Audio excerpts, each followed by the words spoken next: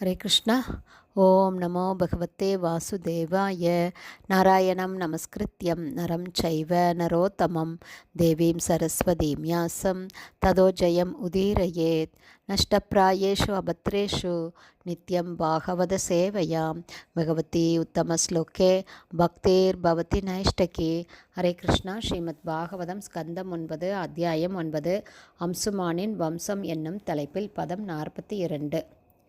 யோ தேவைர் அதிதோ தைத்யான் அவதித் யுதி துர்ஜயக முகூர்த்தம் ஆயுர் ஞாத்வைத்ய ஸ்வபுரம் சந்திதே மனக. டிரான்ஸ்லேஷன். கட்வாங்க மகாராஜா போரில் ஜெயிக்க முடியாதவர் ஆனார். அவர் தேவர்களின் வேண்டுதலுக்கு இணங்கி தேவர்களின் பக்கம் நின்று அசுரர்களை வென்றார். இதனால் திருப்தியடைந்த தேவர்கள் அவருக்கு ஒரு வரம் கொடுக்க விரும்பினார்கள்.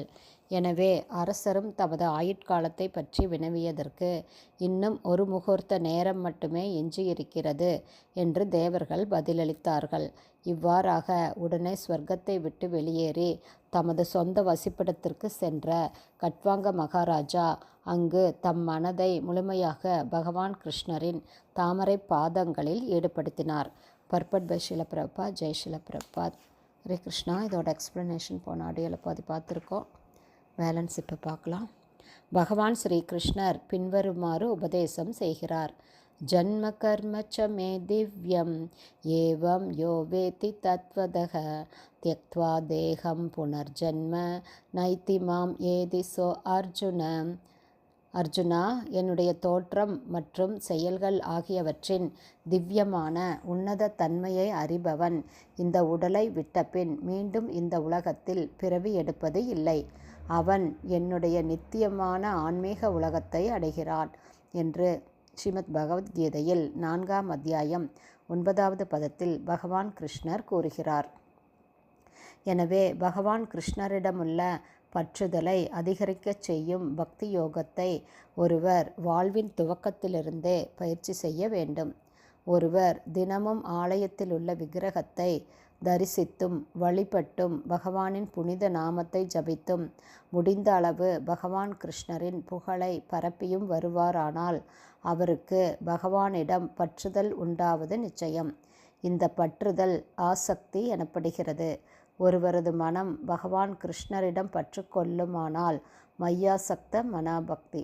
அவரால் இந்த பிறவியிலேயே மனித வாழ்வின் நோக்கத்தை நிறைவேற்றி கொள்ள முடியும். இந்த வாய்ப்பு நழுவ விட்டுவிட்டால் ஒருவன் எங்கு செல்கிறான், எவ்வளவு காலம் பிறவி சக்கரத்தில் சுற்றி கொண்டிருப்பான், மீண்டும் எப்போது மனித பிறவியையும் பகவான் கிருஷ்ணரை அடையும் வாய்ப்பையும் பெறுவான் என்பதெல்லாம் அவனுக்கு தெரியாமல் போய்விடும். எனவே மிகவும் புத்திசாலியான ஒருவன் தன் வாழ்வின் ஒவ்வொரு நொடிப்பொழுதையும் பகவானுக்கு தொண்டு செய்வதில் மட்டுமே உபயோகம் செய்வான்.